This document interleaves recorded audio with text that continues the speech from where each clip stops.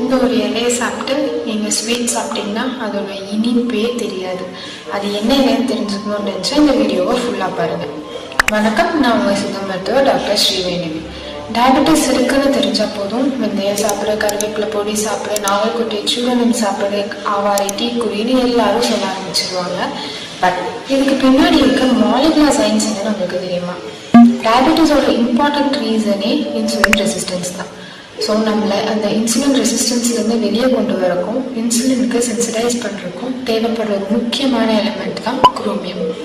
நம்ம முன்னாடி சொன்ன ஃபுட்ஸில் எல்லாத்துலேயுமே குரோமியம் ப்ரெசென்ட் ஆகிருக்கு. அண்ட் இந்த மாதிரி நான் என்னென்ன ஃபுட்ஸில் குரோமியம் ப்ரெசென்ட் ஆகிருக்குன்னு தெரிஞ்சுக்கணும்னு நினச்சிங்கன்னா நம்ம பேஜை ஃபாலோ பண்ணிவிட்டு கீழே கமெண்ட்ஸில் குரோமியம்னு டைப் பண்ணுங்கள். நானே உங்களுக்கு அந்த பிடிஎஃப்பை ஷேர் பண்ணிடுறேன்.